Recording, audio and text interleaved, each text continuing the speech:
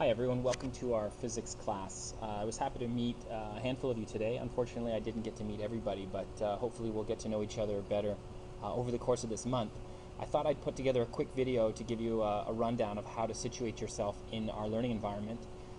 When you log in, you're going to be presented initially with the course login page, which probably looks something like this.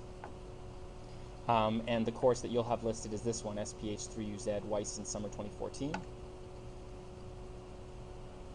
Now, I'm currently viewing it as a teacher, so I'm going to switch over to a student role here so that what you see is, what I'm seeing on my screen is what you would see.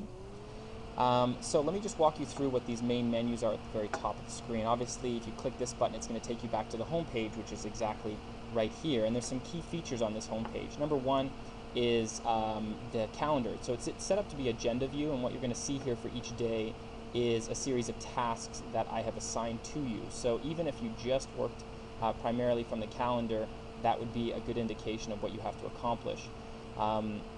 And you'll see certain things. For example, Unit 2 becomes available on July 8th. That's simply because I have a restriction set in place so that after July 8th, then the next unit will become available. Because currently down here, you're only seeing two sections, the course overview and Unit 1. And that's just so that it doesn't look overwhelming seeing all the course at one time. If you were to work ahead in any of the units and you felt you wanted to move on to the next unit, simply send me an email and I'll release it earlier if you were ready to do that. The next thing over here is this news section. So this is probably what I'll be updating on a daily basis with new news items. It's just basically the announcements. So right now there's a little introduction to the course, but up in this section, if there's something I need to send out to everybody on a daily basis, I'll probably post something in here with some reminders and key ideas. This content browser, I can click to go directly to the content, or I can have a little quick view of what's in the content. So if I went over to the kinematics unit, you'll see I have these different days. I could scan to that day and open up that specific piece of text. So let's look across the rest of the nav bar across the top here. As I said, the home button will bring you back to this page. This next button right here is the content button. So it's the same as clicking here as clicking here. So let's see what happens when I go there. So the content, I have a table of contents down the left-hand side. I have all of my units listed, Unit 1, Unit 2, Unit 3, and in the right-hand pane, I would have the work for that day. So for example, on Unit 1 for today, July 2nd, you'll see that this is what you were supposed to do. Read through this section. This is a practice quiz. It's not, doesn't count for anything, but it's a good idea to get a sense of how a quiz might feel, and then a discussion. So that's all that's really expected for today, is that you've done this section. Here would be tomorrow, and you can see that that's already available if you wanted to start working ahead tonight. If I click any of these links, I'm just going to get just a view of that section with a bit more description under each of those items. So it's often a good idea to click on the folder because you'll see if I've given any description underneath with some information you may need to know. I'd also like it if you took a minute to look at the course overview section. You can read through any of these items: tip for success, meet the teacher, a bit of information about me, some course information. But the important one over here is the orientation, where I actually want you to complete a few things like email me, post to a discussion forum. So these are just practice items just to make sure that when you go to do this course, you will be able to do all of the important stuff. And you can see here, these are different practice items that I'd like you to do. For a full description of what I want you to do, really this is all I need you to open up: the VLE tasks, virtual learning environment. And you'll see here it's asking you to do certain things. Email your teacher, use the D2L system to email your teacher. When that's complete, just check off that it's been completed. Submit a Word file into a Dropbox, and this is a link to that Dropbox. Click here when it's been done. And when all of these are completed, then I will be able to see that you have completed a certain set of skills and you're ready to learn in our course. So go ahead and try each of those, and if there's any issues, just let me know and tick them off as you're done so I know that you've completed them. Let me take you back to the home page to give you a tour of the rest of the nav bar. Between those two sections, the home page and the content page, that's going to take you to almost everywhere you need to be in this course, but there's a few more menu items that might be useful. Number one is this dialog box up here, and as was mentioned in the presentation, these are all of the different ways to communicate throughout the system. If, for example, there was a discussion forum, I might look over here under our content. Let me show you a discussion forum, what that might look like. So here's something that's listed as a discussion forum. But if you're lost in the environment, you can't find, or you don't remember what day it was posted on, if you go back up here and click on discussion, you're going to see a list of all of the discussion forums for the entire course. Okay, so this is where all discussion forums are posted.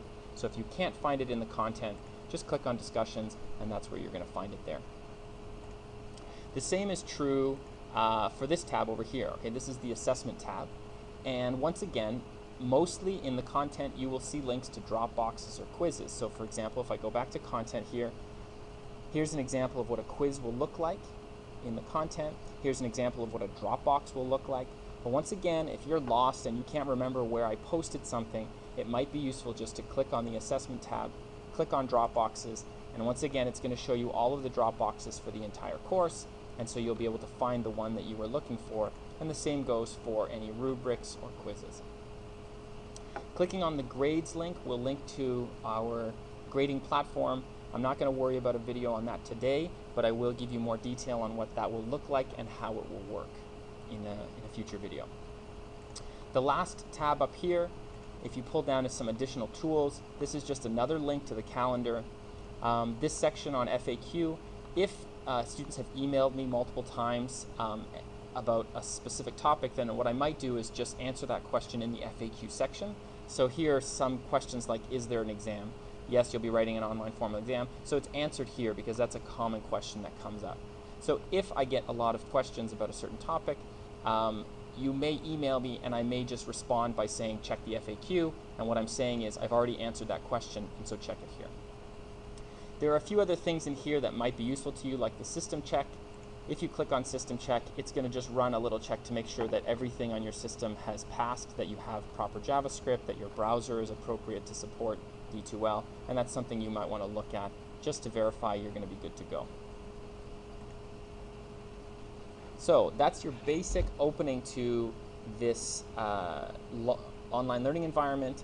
The last thing I want to mention is about communicating with me, because I know that there were some issues today. Apparently we've been talking to D2L, the company that makes this, and they're having a bit of a glitch on their end. So the email will work better in the future, but in the meantime, let me show you how I want you to communicate with me. Traditionally, if you went to here and click on email, you would be able to compose a new message, and you should be able to access the address book up on the top, and it would pull in the names of all of the students in our course. You'll see here I have other names of other teachers as well.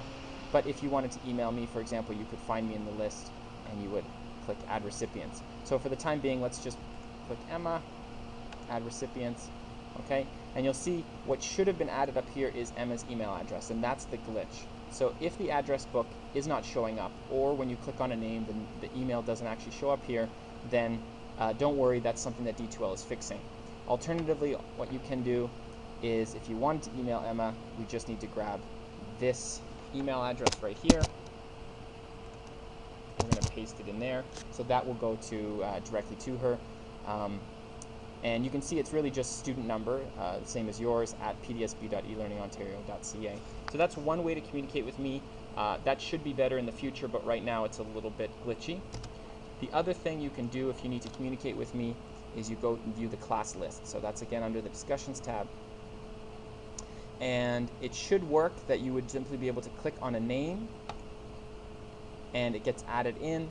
Sometimes when I do that, it works flawlessly for me. Other times it's not working. So there have been times when I click on a name and it doesn't put it in. So once again, it's a little glitchy, but that should work flawlessly, I'd say within a day. So in the meantime, you would just have to copy and paste the email address, and that's where you would be able to get in touch with me. There will be notifications up here. If you've received new information or a new email, then it should be posted up here in the communications tab. So best of luck getting started here. As I said in the intro, make sure that you email me right away as soon as you're having issues so that we can iron them out without having to lose too much time, because we really don't have a lot of time in this course. Best of luck and stay in touch.